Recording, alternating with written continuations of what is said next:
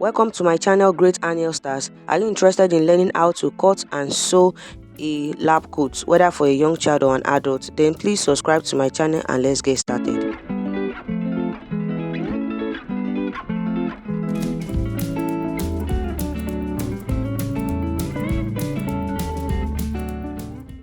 So here is the fabric I'm going to be making use of, and it is called a spider material.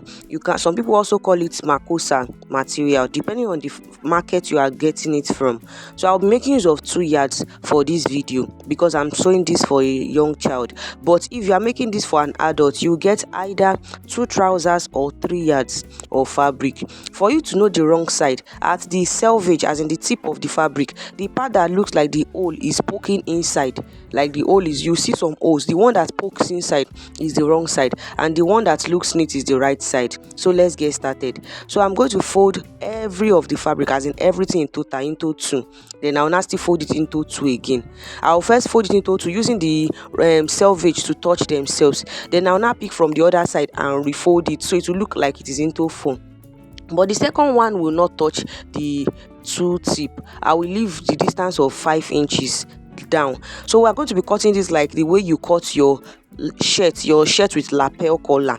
It's just basically you cutting a shirt with lapel collar, but the difference is just that it's because it's called a lab coat. So I will mark 5 inches and I'll rule everything down. So it's from that point, that line I rule down, that the second folding will stop at. So now this is me ruling my starting line. I'll try to rule it so that my marks can be straight. Then from there I will impute the length of the lab coat. So naturally lab coat is always long, it almost touches the knee or gets to the knee area. So you measure your client and you impute it where the knee stops at. Then after that I will add 1.5 inch sewing allowance. That's for the down part that I'll be using to hem it. Now I've pinned my fabric from this side that the 5 inches line started from. That's where we look like our center front and our center back. This other part is for the button, strap and all, so it's just like we are not going to need it for now. So all our measurements will start from this point. Now from that point I'm going to impute the shoulder measurement, divide by 2, and I'll add half inch sewing allowance to it. For the neck width I'll make use of 2 inches because I said it is for a young girl, but if it's for an adult, your neck width should be 3 inches or 2.5 inches. You do not want it to be too wide. Then the shoulder slope I'll make use of 1.5 inch and connect it into the neck width.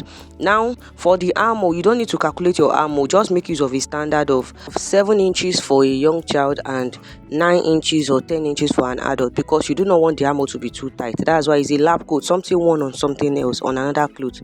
Then I will impute my shoulder measurement to get a perfect armhole. If you know how to draft a basic bodice, this should not be hard for you. Now I'll divide the armhole length into 2 and create my armhole curve. Sorry, the lines are not glaring because I am drafting directly on the fabric and I'm being careful. Now I'll impute my round bust measurement divided by 4 on the armhole point to create my armhole curve. I have a detailed video on how to draft basic bodies. Now to impute the round body, I will add extra 3 inches to the hip measurement. This is a lab coat, so it's not expected to be tight on the body. So I'll just impute it all round down straight to the length as shown, and that way we've drafted our basic bodies. So now for the neck width, I am going to be imputing half inch. Half inch will be for the one of the back, while for the neck width of the front I'm going to be making use of 2.5 inches. So if you are making this for an adult, it will be 3 inches, while for a young child is 2.5 inches, but the half inch works for both adults and children. Then I'm also going to add half inch for the shoulder sewing allowance, and with that everything is ready. So when we are going to be cutting the neckline, we are not going to cut the front neckline yet so that it will not affect the back neckline. All you need to cut is just the back neckline, but the mistake I made here was extending it into this extra 5 inches I told you that would be for button strap. I was only meant to just cut the back neckline alone without letting it to get into the back strap. You will see the reason why I said so. So when you are cutting, just raise your back neckline alone and cut it out, leaving the front neckline. By the time you cut every other part of the bodice, you will separate it like the way I'm separating now. You will now take your time to cut the front neckline.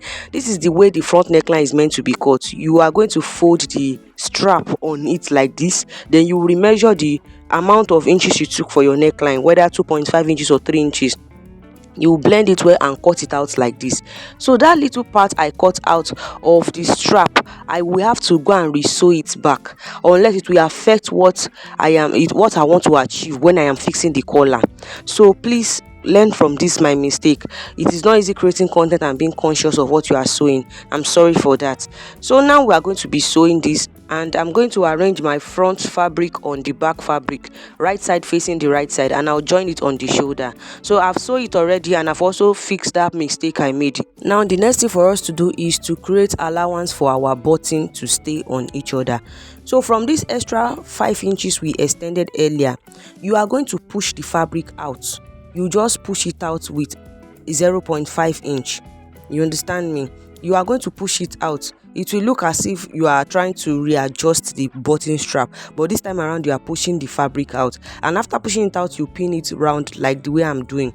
So naturally the collar will readjust, as in the strap, that other strap neckline we cut, it will readjust. It will look like it is on the odd side. So when you push it out like so, you take it to your ironing table and you iron everything out.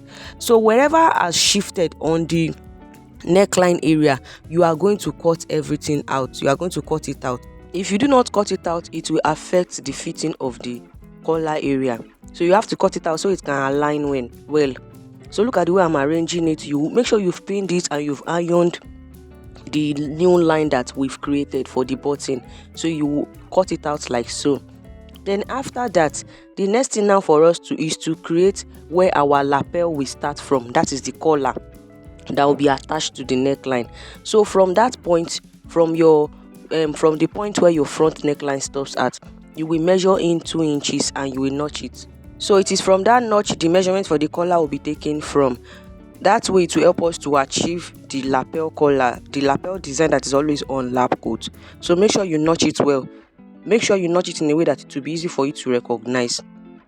Then after that, you are going to still arrange your neckline well as shown. Then you will notch the center of your back neckline. You are going to get the back neckline notch, and from that notch you are going to measure everything from the back neckline to the other notch we made earlier, the notch where I told you that the collar will start from. Now we are going to be drafting our collar. I'll fold my fabric into 2 and I'll also fold it into 2 again as shown, because we are going to be cutting for the main fabric and the lining. After that, I will rule out my starting line like so. Then from this center, I am going to impute what I got on the neckline that I measured, and I'll add ½ inch sewing allowance to it. So on this center, I will measure 3.5 inches as my neck width. If it's for an adult, make use of 4 inches. While at this other end that I impute my length, I will measure 2.5 inches. So if you make use of 3.5 inches at the other side, you remove 1 inch for this second side. That way we are going to, it will help us to get our collar. If it's an adult, if it's 4 inches you removed at the other side, you remove 3 inches at this second side.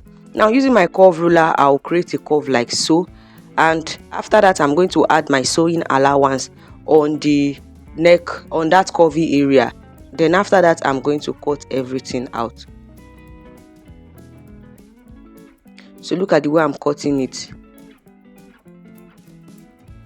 So after cutting it, I'll try to notch the center point. So the curvy part will be the one that will be attaching into our main fabric, while the straight part will be on its own separately. Now I'll go and turn everything like so. Look at the part I sew, and I'll try to trim it a little. So unlike other collars, this one doesn't really need paper stay or collar stay because it is a soft collar. So now I'll turn it to the right side and I'll try to iron everything.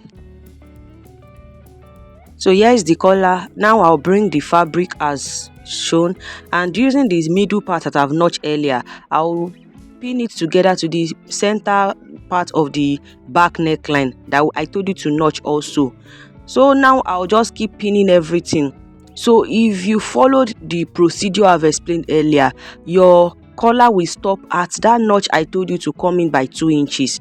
So by the time you keep pinning it, you will notice naturally that your collar stopped at that point that I told you to come in by 2 inches earlier on the front neckline.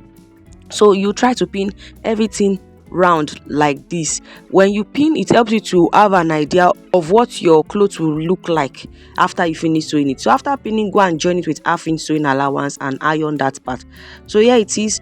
I have pinned it and I've sewn it already. So I'll just try to notch it a bit so it can release tension around that area and it can help you to relax well. Now, to create a neat finishing at the collar area, this other part of the button strap that we've not closed already, if you notice, after you finish sewing your collar, that part will still be open. You will flip it backwards because we have to sew it from inside. So when you flip it backwards, you are going to arrange it using every notch you've notched earlier. Please try to study those notches. Sometimes it can get confusing, but if you take your time to study it and they align well, you are getting it right. So after you flipped it backward and you've checked your notch, if they align well, you pin everything until it keeps entering into the collar that you have sewn already. This way it will help us to, we'll use it to close the revealing part of the collar that you sew. Then after, you go and sew it with half-inch sewing allowance and it is going to look neat. So whatever is left from the collar area, you are just going to fold it in and to just give it like a top stitching.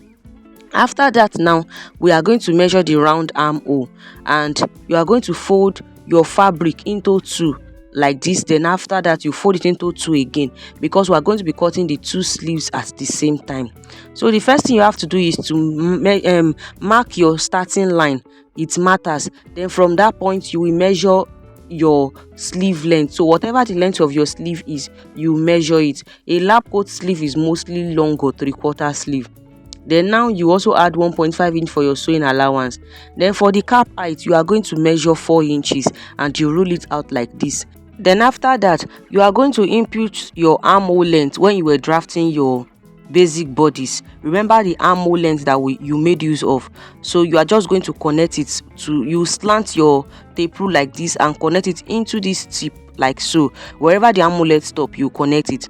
Now we are going to divide that armhole length into 4 to create the armhole curve. So from this second point, you come out by half inch and you connect it into the third point, and this third point also you come down by half inch to create your armhole curve. I have a detailed video on how to draft a sleeve.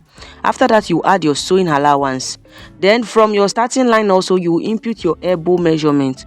That way we are going to know where our round bicep will be, and you impute it with your sewing allowance. Then you also impute your round wrist with the allowance also. But remember, this sleeve is not a fitted sleeve, so everything you are imputing, you are adding extra ease to it. So after that, you are going to cut it out. So look at the way I'm cutting the sleeve out. At the hem area, I didn't just cut it following the line. I folded the sewing allowance like so and I trimmed it out so that by the time you are sewing it, there will not be any shortage. So I have a detailed video on how to draft the sleeve. Sorry, I'm rushing this sleeve part. I'll drop this in the description box.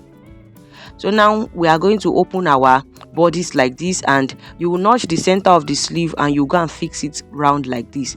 Also remember to hem the sleeve on the down part. So I've hemmed the sleeve, I have fixed it, and I've also shaped the body of the lap coat using the sewing allowance I added earlier when I was drafting. Now the next thing for me to do is to hem my lap coat. So I'm going to fold in my extra allowance for the button and I will hem in the lap coat like so. So I've hemmed it, as you can see, and next now for us to do is to mark where our pockets will be placed on. So you first mark the half length of the person you are working with. Then from that half length, the waistline, you are going to come down by either 4 inches, 5 inches or 6 inches. For adult, you can do 6 inches, but for this young person, I made use of 5 inches. Now you are going to make use of your ruler to connect it on both sides, but make sure that your lap coat is well arranged so that the pocket can align after you fixed it. So after that, I will come in by 2 inches. That part will help me to know where the pocket will be placed on. You will see it after fixing it. The reason why I'm measuring 2 inches in is because I don't want the pocket to disturb the button when I am fixing the button. So here's the fabric I'm using for the pocket. For the width, I am making use of 3.5 inches. Then after that, I came down by 1.5 inches as the part I'll hem on the pocket. Then for the actual length, I'll make use of 8 inches. So this is just me trying to connect everything and cut it out like so. So that extra allowance I added for the upper part of the pocket hemming, I'll go and hem it down as shown. Then those parts that we marked where the pocket will start from at this button area, there's the part we marked that I asked you to come in by 2 inches. You place your pocket like that and you go and fix it. So this is what I was telling you earlier. You can see that the pockets are lined and they are equal on both sides. So that's that about that. Then for your button, you are going to arrange your neckline, your collar neckline well. Then wherever the break point starts from, you mark it, and from there you'll be marking for 4 inches for your buttonhole and your button. See you in my next video. I hope you learned something from this one. Bye.